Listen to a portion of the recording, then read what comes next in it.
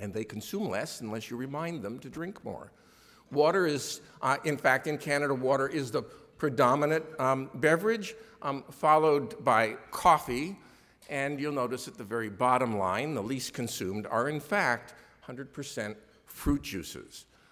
Except for the young adult group here, the 19 to 30, where they drink more soda. I'm sorry, they all drink more soda relative to the coffee, but among the younger, the 19 to 30 group, they drink more soft drinks. This is the sugar-sweetened beverages, the regular soft drinks, more consumed even than coffee, but then older than that, people drink more coffee than the sodas. But fruit juice is not as consumed as much as the other beverages. And when we look at beverage consumption among children and teens, you'll see the relative to soft drinks. It's the younger groups, the 4 to 8 and 9 to 13 groups of both boys and girls. They drink more fruit juice than soda, but then we see the shift. When you hit those teenage years of 14 to 18, then the regular soft drinks become much more predominant than the fruit juices. This isn't good. When we look in the context of the total fruit and vegetable consumption, fruit juice, in fact, is a significant contributor to the total fruit and vegetable intake. You shouldn't be surprised from the data I just showed you that in children from 4 to 13 years, sorry, it's not quite legible here, but between 36 to 42% of the fruit and vegetable intake is represented by the intake of fruit juice. It's a very significant contributor, and as I'll come back at the end of the talk, when we look at dietary guidelines that says you should cut back on fruit juice with the idea that you eat more whole fruit, are you kidding? This is a really important source of the bioactives that we find in fruits. Even in young adults and older adults, fruit juice is still a substantial contributor, with most people consuming the equivalent of 1 to 2.5 servings of their fruit via fruit juice. So it's a significant contributor to the overall intake.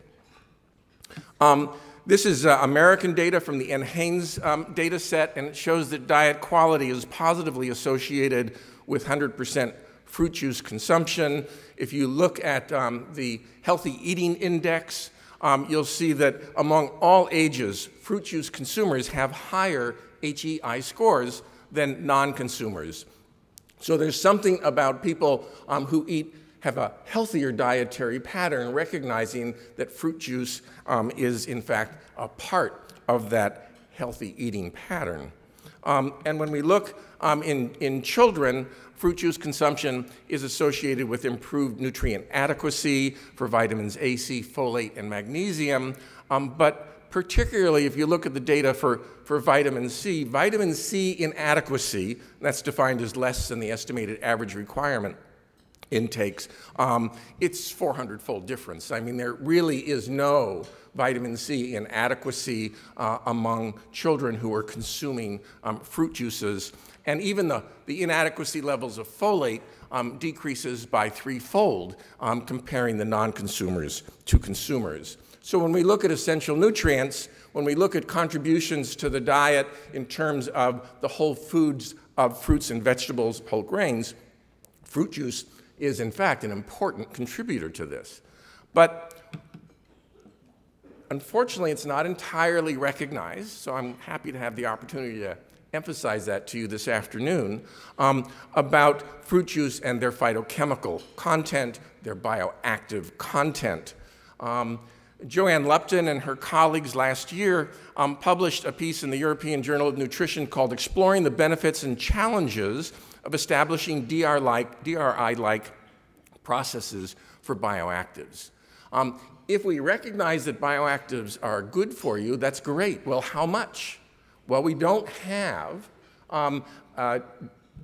any reference intake values to refer to, and so I think, in part because of that, they get overlooked despite their importance. I mean, I know you're all familiar with GRAS, generally recognized as safe. The definition of bioactives, I would say, are GRAB. They're generally recognized as beneficial.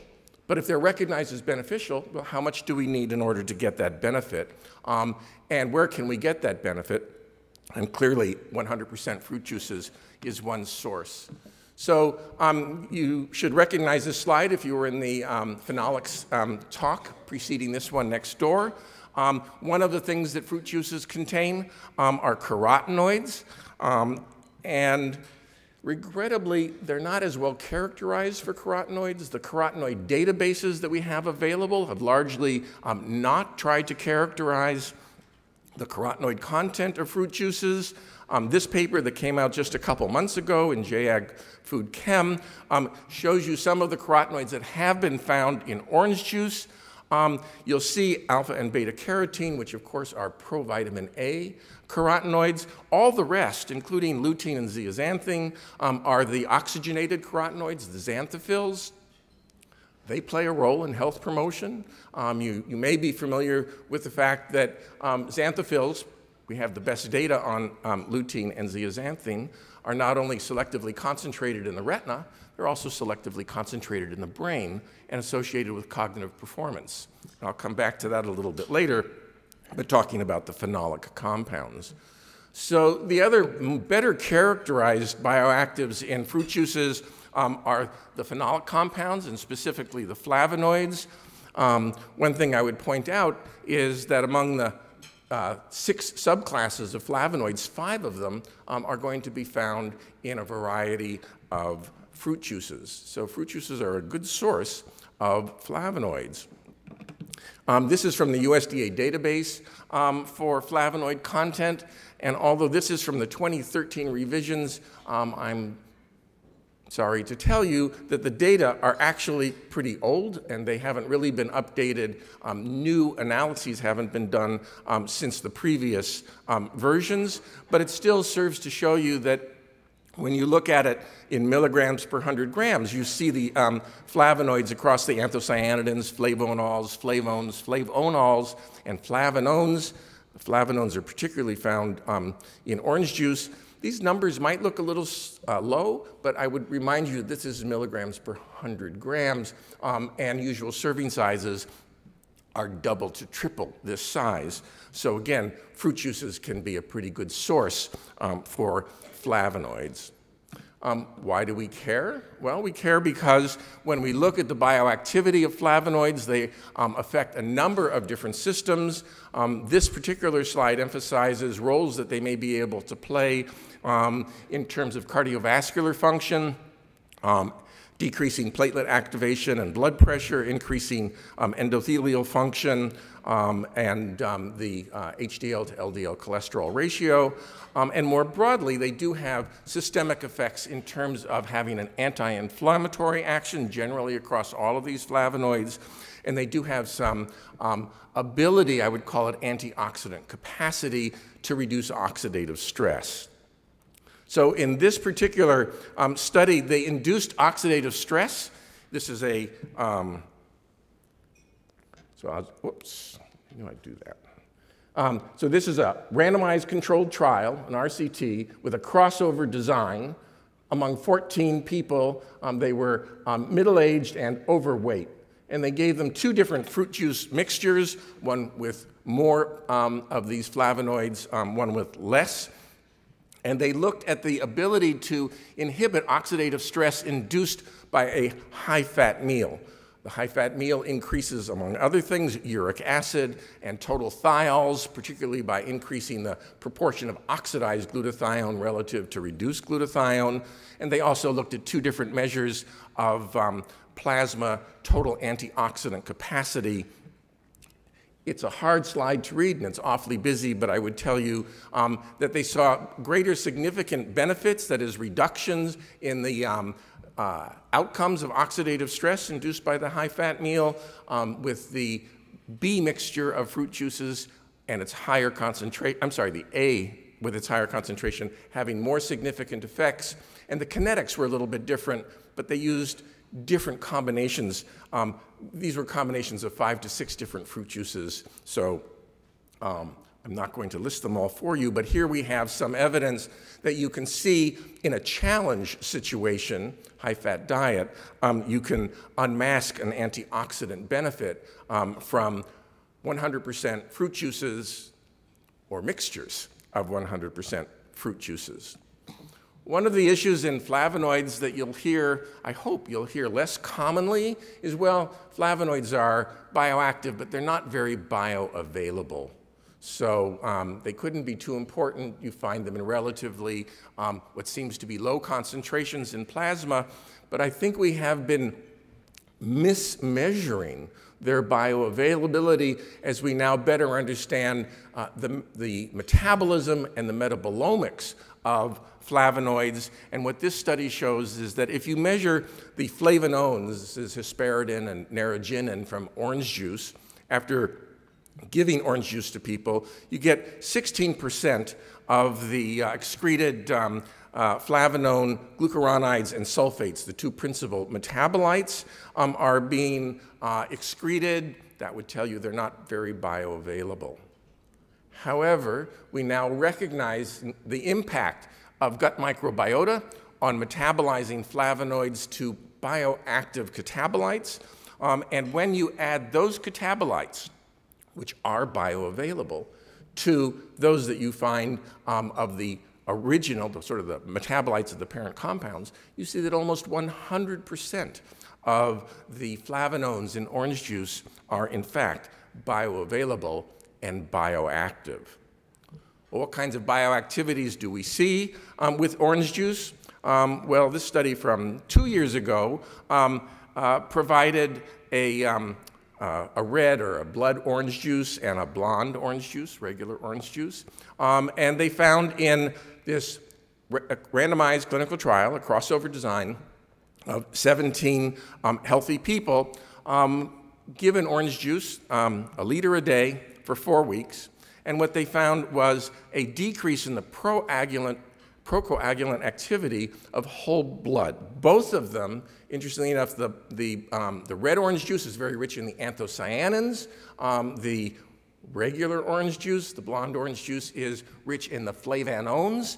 What you're seeing here is an increase both in unstimulated and in stimulated whole blood, stimulated by TNF-alpha and LPS, is an increase in the clotting time. What this would suggest, under a chronic kind of basis, that you're less at risk for thrombotic events because of this inhibition of procoagulant activity with drinking orange juice. So here's another red orange juice study where they were looking at vascular reactivity measured by flow-mediated vasodilation of the brachial artery in the arm.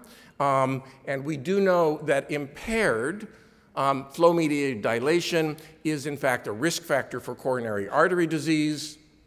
And if you have coronary artery disease, you have terrible FMD, or flow-mediated dilation.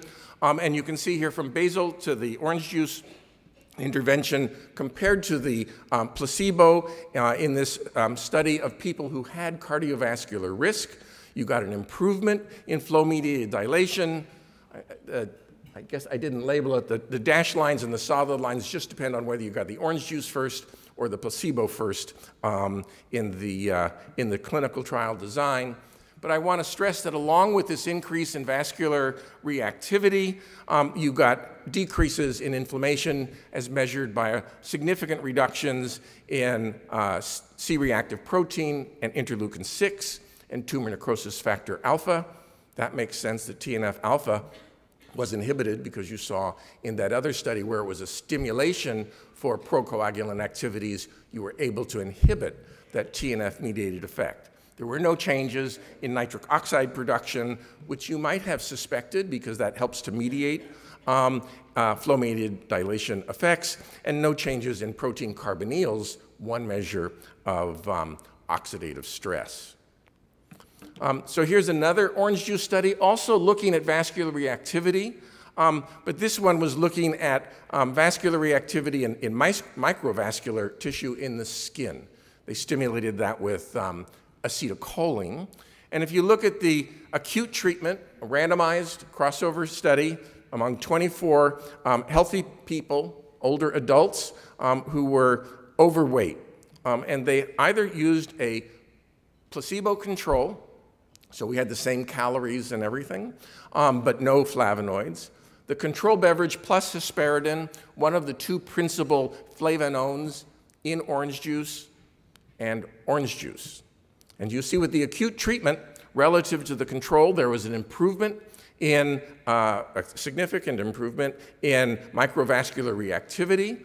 This is good. Again, a decrease in the risk factor for cardiovascular disease, but an even better effect with the whole orange juice. But that makes sense because hesperidin is only one of the, a principal one, but only one of the flavonoids present. So you're getting the rest of the flavonoids added here and consequently a better effect. So after 4 weeks of treatment, I would tell you that the effects look less marked. In fact, they are not significant, although we see a trend. But I hope you can also tell a little bit that what's happened after 4 weeks of drinking orange juice is the baseline has gone up. So what you tend to see is more modest effects because you already are approaching optimal effects. And when you then give more of your bioactive compound, you would expect to see little or less effect than you saw in an acute state when you're starting to build up those circulating levels of the flavonoids. So blueberry juice, I don't know how often you have it for breakfast, but if you drink a fair amount of it, this one study was done giving on the right, you'll see a dose response curve, and this is very nice. We're getting a nice dose response between the blueberry polyphenols, largely anthocyanins and flavonols, flavonols in blueberries. And then they took that optimal dose and looked at it over a time course, and what you see, consistent with the bioavailability of these polyphenols, is after 1 to 2 hours, you get a peak in this vascular reactivity, and then it goes down. So these are really bioactive. It's really helping the vascular reactivity. Oops, what's happening at the end? It's going back up.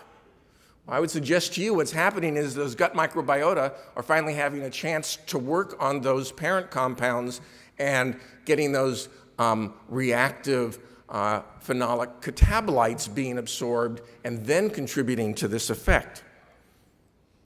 So I just want to show you one other blueberry study. This is looking at a blueberry drink versus a blueberry bun. And you see very similar effects between the two foods. One of the reasons I wanted to point this one out to you, it's a small clinical trial, healthy adults, is that if you prepare the buns very carefully, you can maintain the same total polyphenol concentration, but you actually get a slightly different shift in the phenolic composition. So you see more anthocyanins in the blueberry juice. You get a little less anthocyanins and more chlorogenic acid in the bun, but you still get the same effect. So we have, even during metabolism, the ability of these bioactives to have the same or overlapping functional capabilities. This title of this slide came from the article itself that was published last year.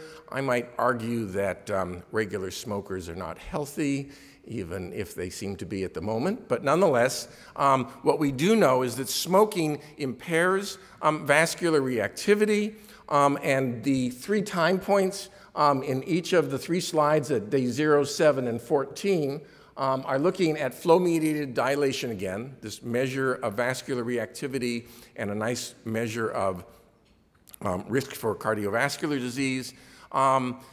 You do not see a significant effect on the first day of drinking the grape juice, but 7 days later, you begin to see with this chronic consumption a improvement in the vascular reactivity after, so it's, I'm sorry, the 3 time points. Smoking the cigarette 20 minutes later, and then an hour later. And what you see by the end of 2 weeks is a very significant separation between the control group and the smokers who were drinking grape juice. The conclusion is not that you should drink grape juice if you smoke cigarettes. I would just note that. So I mentioned before that the xanthophyll carotenoids, which you can find in orange juice, has an effect. Lutein and zeaxanthine have known effects on cognitive performance and are taken up into the brain. We do know that the flavanones, in particular, the narogenin, the hesperidin, are also probably the most bioavailable flavonoids to the brain. They readily cross the blood-brain barrier, and what we see in this crossover study with 37 older adults after 8 weeks of consuming a flavanone-poor orange juice and a flavanol, actually a normal flavanol orange juice, is improvements in global function, executive function, and episodic memory. After the orange juice, comparing the control and the high flavonoid beverage, if you look carefully, it's not actually improving cognitive performance. What it's really doing is preventing a decline in cognitive performance during the period of this study. I'm a little disconcerted that there was a decline in cognitive performance only just 8 weeks in this cohort, but nonetheless, it's showing a real impact on measures of cognitive performance. Here's a blueberry juice study that was done. This is a pilot open label study where they looked at verbal paired learning. This is a word recall test. Again, there's no placebo group here, but on these 2 different tests of word recall, you can see a significant improvement after consuming blueberry juice in this small cohort, 9 people who had some indications of early memory loss. They were mean age of 76, and they got a nice healthy dose of the anthocyanins in particular, but also the flavonols that are found in blueberry juice. So this investigator went back and looked at, in a more robust design, in a randomized clinical trial with a placebo group looking at Concord grape juice, and again found an improved memory function. Again, in a word recall test, what you're seeing in the graph on the left is a decrease in the false positive responses, and what you're seeing on the right are functional MRI measures of the brain where they're looking at the prefrontal cortical regions and the parietal cortical regions, where they're seeing marked brain activation. The brain lights up in the fMRI following the grape juice consumption over a period of 16 weeks in comparison to a control group. So I alluded to this earlier. So here's some guidelines, current guidelines for fruit juice consumption. The Canadian Pediatric Society, in their last edition of this in 2011, recommends that young children limit their juice intake to 1 serving of 100% unsweetened juice per day. Unsweetened, if it's 100% fruit juice, it means it's unsweetened other than the endogenous sugars that you get, so that's a funny adjective. But when we know what the Canadian intake profiles of fruit juice among kids are, and we know what the contributions they're getting, not only to, in terms of the healthy eating index and in terms of helping to meet requirements for vitamin C and magnesium and folate, why would you suggest that you limit fruit juice consumption? It is true that relative to whole fruit, you lose the fiber, but you get all those bioactives It's a good source. It's considered a fruit equivalent, but here we have a distinguished society actually recommending that a very nutritious food be limited. Eating Well with Canada's Food Guide recommends choosing whole or cut up fruits more often than fruit juice. I would tell you that's okay. They're not actually saying don't drink the fruit juice, but it's quite unclear what the recommendation to me is. Are we supposed to, where are you going to get that increase in the whole fruit? The preference, and clearly among younger people, is for the fruit juice, and it's well established that you don't get with fruit juice, despite the calories, there's no association with increases in BMI. There's no increased association with overweight or obesity in people who drink fruit juice. So what is the concern? Just to be fair, in the US, dietary guideline, the most recent Dietary Guidelines Advisory Committee notes that children consume more fruit than fruit juice. And among adults, most fruit intake is from the whole fruit,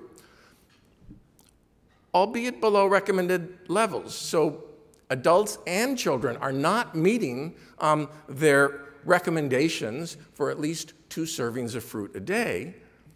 But here we, again, see this clear preference. But you'd really rather not have it from juice. Why not?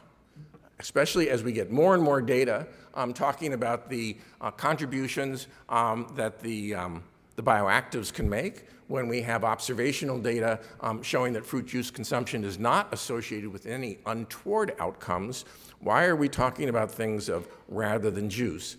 And I would suggest, going back to Joanne Lupton's paper in the European Journal of Nutrition last year, that the issue is that the guidelines for the intake of flavonoids and polyphenols more broadly and other phytochemicals and bioactives haven't been developed. So when we talk about nutrient density, when we're looking just at the vitamins and minerals, when we're ignoring completely all of these other bioactive components, we, I think, miss the boat a little bit in how we're thinking about it.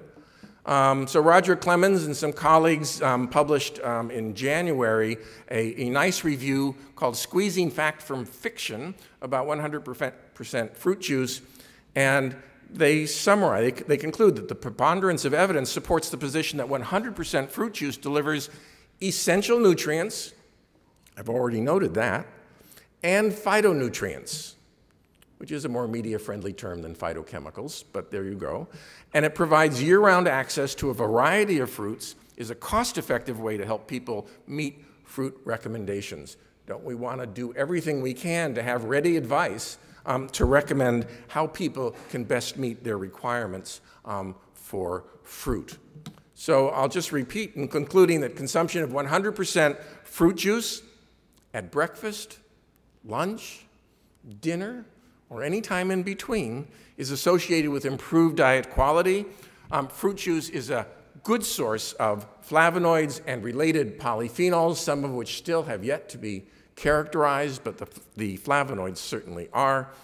Clinical studies suggest that fruit juice flavonoids reduce both oxidative stress and inflammation, just like the whole fruit, by the way, and that clinical trials, albeit, as you saw, small clinical trials of relatively short duration, do indicate that fruit juice flavonoids are associated with improved vascular reactivity and thus a reduced risk for cardiovascular disease, and a compelling but emerging body of evidence suggesting that they may also contribute, especially in older adults, to improvements in cognitive performance. Thank you very much. Thank you, Tristan. I hope everyone enjoy your lunch. I will talk about another important breakfast, oat. So when we talk about whole grain, the first thing come to our mind is fiber. That's true, you get fiber. However, you get more than fiber. So there are many bioactive phytochemicals in the whole grain. So in the following 30 minutes, I will use oat as an example to show you that oat is more than a fiber. It had unique phytochemicals, especially amvansromide. My disclosures, I received funding from PepsiCo for some of our studies. Oat is commonly consumed whole grain. Compared to other cereal, oat is generally consumed as a whole grain. There's many studies shows that oat has many beneficial health effects. Eating oat can prevent many different chronic diseases, including cardiovascular disease, hypertension, type 2 diabetes, obesity, and it can benefit your GI health, and may also can prevent a certain type of cancer. Compared to refined grain, whole grain, the difference between refined grain and whole grains are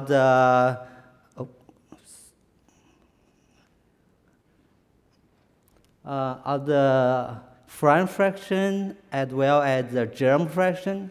They have the fran fraction is a major fiber source and also has many bioactive phytochemicals. So phytochemicals, by definition, refers to a variety of different type of compound made by plant, because phyto means plant. So phytochemicals are plant-made compound. They are plant-made secondary metabolite. Phytochemicals in whole grains have been reported to have many beneficial health effects. They can prevent chronic diseases such as cardiovascular disease, cancer, obesity, and metabolic syndrome. However, you may not be aware of that the different whole grains have different phytochemicals. For example, acrylresorcinols are predominantly found in wheat and rye. And however, this type of compound have not been reported in oat. But oat had its own unique type of compound called amvansromide. And amvansromide have not been reported in any other cereal. So different whole grains, they have different phytochemicals. And we also know they also have different fibers. For example, wheat had an insoluble fiber, but oat had a soluble fiber. So let's look at the major phytochemicals have been reported from oat. Like many other cereals, oat also has phytosterols, with the beta-sitosterol as the most abundant one, lignans and tocos, with alpha-tocotrienol be the most abundant one in oat. Carotenoid has alpha-beta-carotene, zeaxanthin, lutein. It also has phenolic acid. Basically, there are two types of phenolic acid. One is the benzoic acid derivative. The other one is the cinnamic acid derivatives. They are mostly existed in the conjugated form.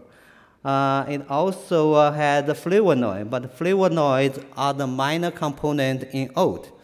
Besides these common phytochemicals in cereal, oat has some unique type of phytochemicals.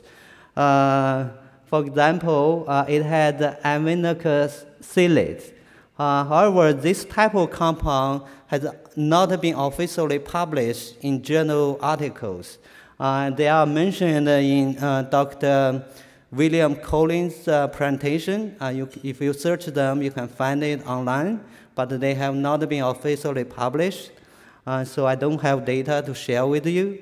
Another two types of unique phytochemicals are steroid supplements and amvansromide. So far, there are five steroid supplements have been reported from oat with aminoacid A and B as the predominant supplements in oat. These compounds have not been reported from any other plant.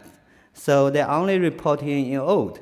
However, the beneficial health effect have not, it's completely unknown. So more research needed to further study the beneficial effect of this type of compound in old. Another unique type of compound, as I mentioned earlier, is anvanthramide. Anvanthramide, they are unique to oat, and they mainly presented in the oat bran fraction. This type of compound consists of two different units. One is the anthranilic acid, the other one is the cinnamic acid. So far, there are more than 20 anvanthramide have been reported from oat, with anvanthramide A, B, and C, also called 2P, 2F, and 2C, being the most abundant anvanthramide in oat. What different the different anvanthramide is the substitution patterns on the two benzene ring. So the total concentration of anvanthramide in oat can reach up to 300 milligrams per kilogram. There are many factors affect the level of anvanthramide in oat, such as the cultivar year, location, and cultivation conditions. However, studies on the beneficial health effect of anvanthramide are very limited. As we all know, beta-glucan has been considered as a major active component in oat. So comparing to the studies of beta-glucan, there are only 30 articles on the anvanthramide versus 499 on the beta-glucan. So definitely more research is needed on the health effect of anvanthramide. So with the limited literature data, anvanthramide have been reported as antioxidant. They also have anti-inflammatory effect, anti-cancer effect, anti-itch effect. So structurally, anvanthramide is similar to a known drug, tranilast. So this compound is first developed as an anti-allergic drug. But recent study found that this drug, the beneficial effect of this drug have also been seen in many chronic diseases, such as cancer, cardiovascular problem, autoimmune disorders, diabetes, and kidney diseases. So I believe with the additional studies of the anvanthramide, we believe there are additional health benefits of this type of compound will be identified. So I just give you a brief summary of what's in the literature on the antioxidant property, anti-inflammatory effect, anti-cancer, and anti-itch effect of this type of compound. The previous speaker, Dr. Bloomberg's group, did pioneer human studies on the antioxidant activity of anvanthramide.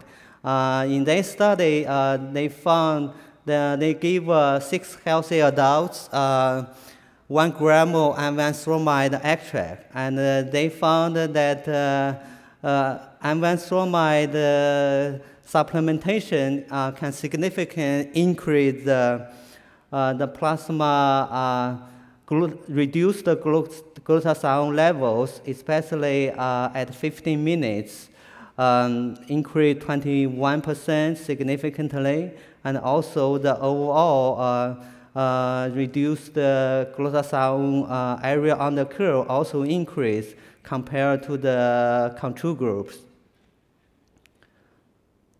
Another human study was conducted in China. In that study, they have 120 healthy human subjects. but they give the subject either placebo or oat anvanzolumide capsules. So if we look at the dose they use, it's only 3.12 milligram daily. So it's quite a low dose. It's dietary achievable. If you recall, I mentioned that the total anvanzolumide level can reach up to 300 milligram per kilogram. So this means they take about 10 to 20 gram oat. So it's very dietary relevant. And in this study, they give them the capsule for 1 month.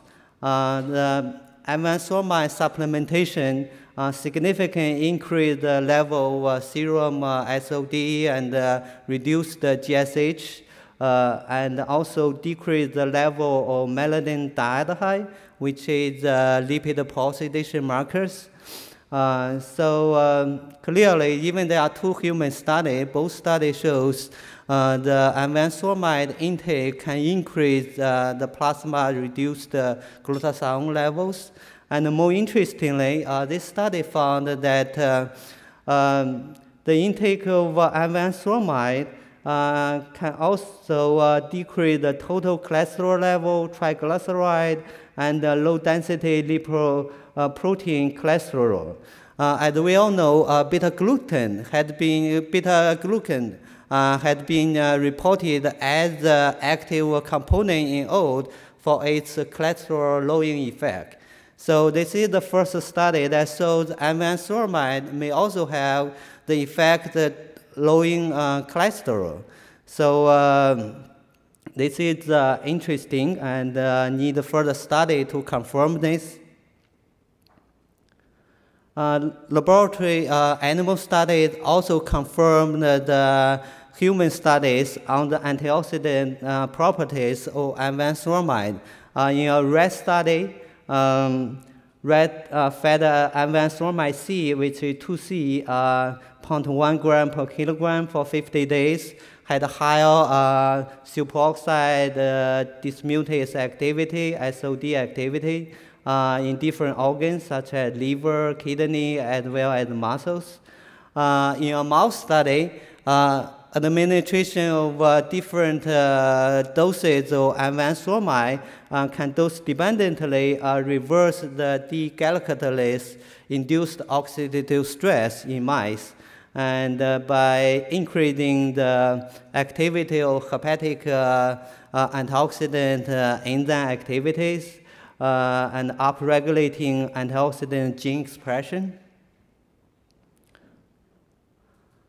Numerous in vitro studies have found that anvanzolumide can scavenge different free radicals, such as free radical DPPH, peroxyl radical, hydroxyl radical, superoxide anion, singulate oxygen, peroxyl nitride. Among most of the studies, 2C is the most active anvanzolumide for its antioxidant properties. However, there are no in terms of molecular mechanisms, there are no studies on the molecular mechanism of anvanzolumide. In our group, we did a study by looking at the effect of anvanzolumide on the KEAP1 NF2 ARE defense pathway. I will give you a little bit background about this pathway. NF2 is a transcriptional factor under healthy condition. NF2 bind with KEAP1 and then by degraded by proteasome. However, in the presence of ROS or in the presence of electrophiles, NF2 can be released from KEAP1 and translocated from the cytoplasm to the nuclear. In nuclear, NF2 will bind to ARE, which is the antioxidant response element. And this element, ARE, regulate the detoxification and antioxidant genes. So once NF2 translocate from cytoplasma to nuclear, it will activate the NF2 ARE pathway and can boost your own defense system. So why we think that the envanthramide are the NF2 inducer, activator? The reason is if we look at the structural envanthramide, we can see envanthramide has the alpha-beta unsaturated carbonyl moiety. And this moiety is a good microacceptor for nucleophilic attack by the cysteine residue in the KEAP1. So then that can cause the release of NF2 from KEAP1. So then that activates the NF2 ARE pathway. So our hypothesis is envanthramide can activate the NF2 pathway through its alpha-beta unsaturated carbonyl moiety. So to test our hypothesis, we use HK2 human kidney cells. First, we look at the toxicity of the three major envanthramide 2C2F2P. The major difference between these three compounds is the substitution pattern at the three positions of this binding ring. The 2C has the hydroxyl group, 2F has the methoxyl group, and the 2P is just the hydrogen. So we found that these three compounds are non-toxic to HK2 cells under the experiment condition that we use. And then we look at whether indeed the envanthramide activate cause the translocation of NF2 from the cytoplasma to nuclear. Using Western blotting, we measure the expression of NF2 in the cytoplasma and the nuclear. We found that indeed, that all three compounds can decrease the level of NF2 in the cytoplasma and increase the level in the nuclear. And it's a time-dependent effect, especially at 72 after 72-hour treatment. And using envanthramide, using 2C, we also look at the dose-dependent effect. We found also 2C can dose-dependently decrease the level of NF2 in the cytoplasma, increase level in the nuclear. So we found that yes, envanthramide can cause the translocation of NF2 from cytoplasma to nuclear. So the next question is, what we ask is whether it will upregulate the downstream target of NF2 ARE genes. So we use hemooxygenase 1, HO1, as an example to see whether indeed these compounds can upregulate the expression of HO1. Again, we found that all three compounds can time-dependently increase the expression of HO1. And also, we use 2C as a representative, look at the dose-dependent effect. Yes, it's a dose-dependent increase, the HO1 expression. So we also look at whether ROS play any role in the upregulation of HO1 expression. So by using N-acetylcysteine, we found that once we add N-acetylcysteine, that can diminish the effect of envanthramide on the HO1 expression, indicating that ROS also play an important role on the HO1 expression. So as I mentioned, our hypothesis is envanthramide has serve as the NF2 inducer because of the alpha-beta unsaturated ketone structure. So is this true? To test our hypothesis, we reduced the double bond of the envanthomide to get the reduced product.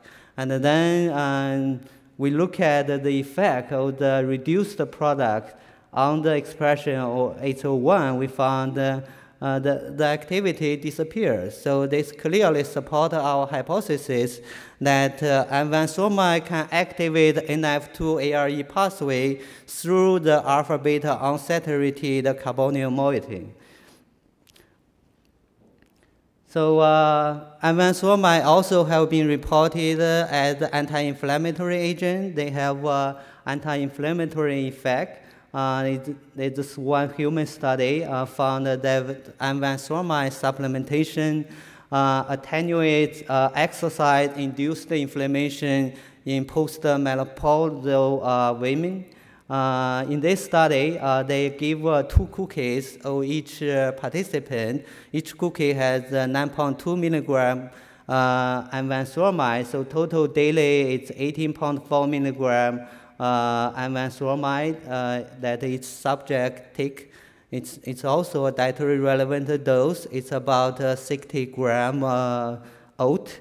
They found that envanthomide supplementation can decrease the downhill walking induced C-reactive protein response at 48 hours post downhill walking, as well as the plasma interleukin-1 beta concentration and NF-kappa B binding at rest and during post downhill walking period in the envanthomide group, but not in the control group.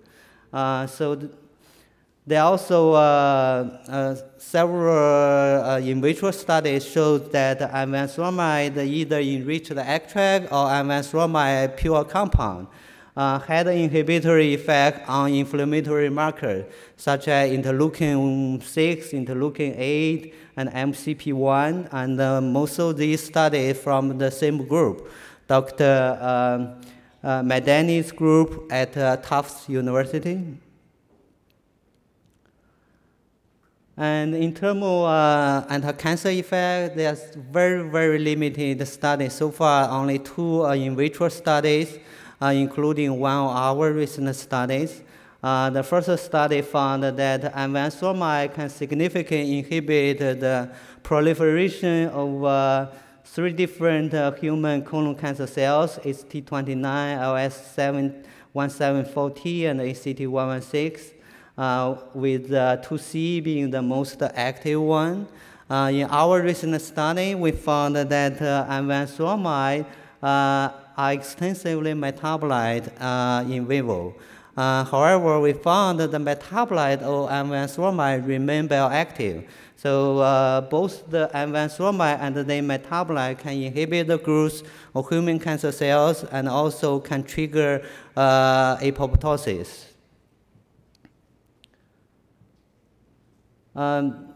The health effects of oat are not limited to the consumption. Oat has been used for centuries as an anti-itching agent. For dermatological applications, as you can see, they have been added to cosmetic product or to baby shampoo. Actually, the interesting is before I studied oat, I never paid attention to the application of oat to the baby shampoo. And after I studied oat, when I look at my son's shampoo, indeed I can see, oat are listed there. One mouse study indicated that envanthomide may be the active component in response to the anti-itch activities of oat. So in a chemical-induced mouse itch model, 3 ppm envansomide could cause a significant reduction in scratching response by 40.7%. So it's quite dramatic. Envansomide may have the anti-itch activities. So in summary, I hope I have convinced you that whole grain are not just fiber. So they are also a rich source for bioactive phytochemicals. And the different whole grain have different phytochemicals. Oat, it has several unique phytochemicals, including envansomide, and so they may provide health benefits. As I mentioned, oat also had unique steroid supplements.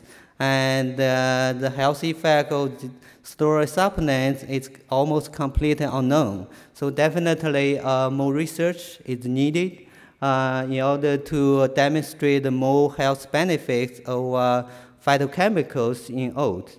So, my suggestion is eating oat for your breakfast. It's not just your breakfast, and there are many different oat products and include to your daily diet, and to get the health benefits from oat.